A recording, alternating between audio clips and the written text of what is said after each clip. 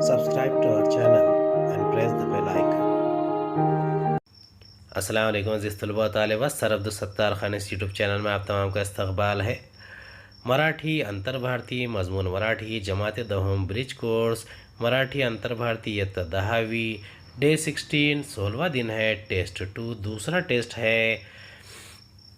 दिवस 16 सेतु अभ्यास चाचणी क्रमांक 2 दिवस 9 ते 15 गुण 10 कृती 1 पुढील कवितेच्या आधारे सूचनेनुसार कृती करा।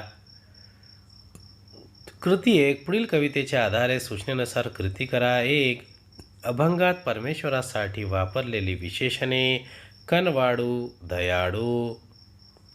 बहु हा कनवाडूनी बहु हा दयाळू जाणे लळा पाडू भाविकांचा। जातवीत गोत ना पाहेच काही घालावी हे पायी मिठी उगी। ना मागता आभारी आपे आप होतो भाविकांसी देतो भुक्ती मुक्ती। चोखा म्हणे ऐसा लागवी श्रीहरी भवभय वारी दरुशने। 2 चौकटी पूर्ण करा। भाविकांना लढा देणारा परमेश्वर परमेश्वर जाणतो भाविकांचा लढा। कृती 2 व्याकरण घटकावर आधारित कृती करा। खालील वाक्यप्रचाराचा अर्थ सांगून वाक्यात उपयोग करा। 1 कान देऊन ऐकणे। 2 जोड्या जुळवा। वाक्यप्रचार मुकाबला करणे चैन न पडणे।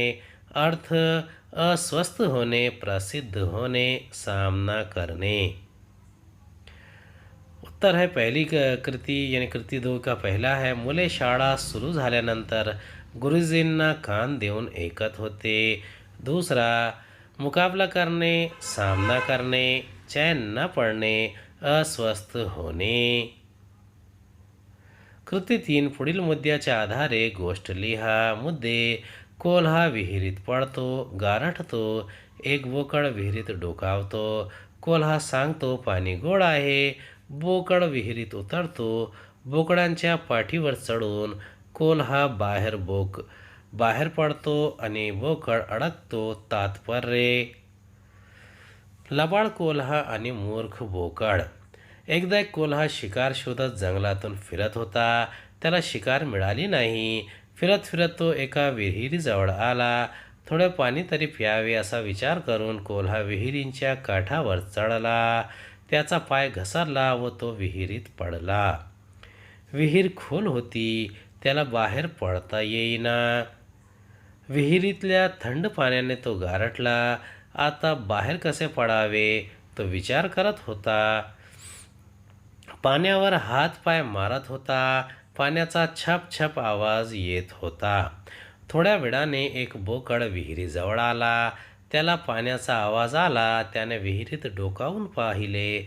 बोकडाला पाहून कोल्हा म्हणाला, अहो बोकड दादा, वरून काय बघताय? विहिरीचे पाणी खूप गोड आहे, आत उडी मारा की. मूर्ख बोकडाला कोल्ह्याचे बोलणे खरे वाटले। बोकडाने विहिरीत उडी मारली। तो पाणी प्यायला, पण ते गोड नव्हते। बोकडाने कोल्ह्याला विचारले, आता आपण बाहेर कसे पडायचे? कोल्हा म्हणाला, अगदी सोपे आहे.